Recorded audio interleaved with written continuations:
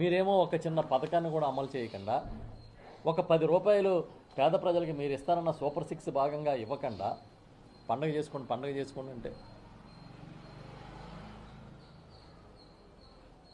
మేము చాలా చెప్తా ఉన్నాం. ఈ రాష్ట్రంలో సంక్షేమానికి బ్రాండ్ అంబాసిడర్ ఆ రోజు నుంచి ఈ రోజు వరకు జగన్మోహన్ రెడ్డి గారే. ఎందుకంటే చెప్పినట్టుగా ఆచరించి చెప్పిన డేట్కి డబ్బులేసి అన్ని రకాలుగా అన్ని వర్గాలు బాగుండాలనే కోరికతో పనిచేశారు.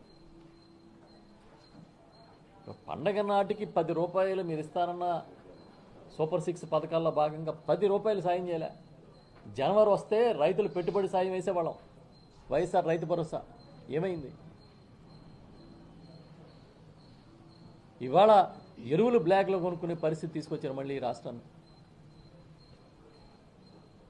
ఎవరికైనా లాస్ట్ ఈ గవర్నమెంట్ వచ్చిన తర్వాత ఒక్క రైతుకి పెట్టుబడి సాయానికి 10 రూపాయలు రాష్ట్ర ప్రభుత్వం ఇచ్చిందా?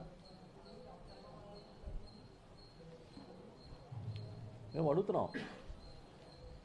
దయచేసి ఇప్పటికైనా వాస్తవాల్లోకి రండి. కొత్త సంవత్సరంలో 2025 సంక్రాంతి నుంచి అయినా సరే ఎక్కడెక్కడ లోపాలు జరుగుతున్నాయో సరి చేసుకుని జగన్ గారిని వైఎస్ఆర్ పార్టీని తిట్టిపోసే కార్యక్రమానికి ఇప్పుడైనా కొంచెం మానేసి, ఎందుకంటే ఇంకా లోతుకెళ్తే చాలా ఉన్నాయి.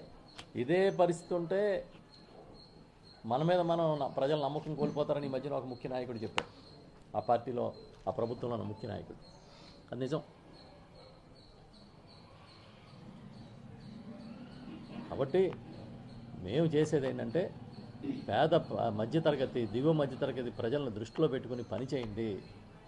ఈ ప్రభుత్వం పండగ సందర్భంగానైనా సరే కనీసం ప్రజలు బాగుండాలనే ఆలోచన చేయండి. కరెంటు ఛార్జీల దగ్గర నుంచి బస్సు ఛార్జీల దాకా ఏది వదలకుండా దెబ్బ మీద దెబ్బ కొట్టి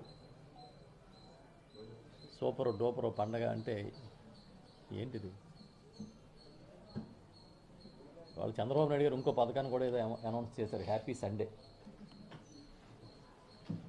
హ్యాపీ సండే అని ఇంకా ప్రతిసారి ప్రతి ఆదివారం నాడు ప్రజలందరూ కలిసిమెలిసి ఉండేలాగా బ్రహ్మాండంగా డ్యాన్సులు, నృత్యాలు ఇవన్నీ అంటే కార్యక్రమాలని, సాంస్కృతిక కార్యక్రమాలు ఏర్పాటు చేస్తా ఉన్నాం. ఏదో కొత్త బ్రాండ్లు వస్తాయి హ్యాపీ సండే అని చాలామంది మందు ప్రియులు ఆశపడ్డారు. చివరికి వాళ్ళని కూడా వదలలేదు బాధేసి.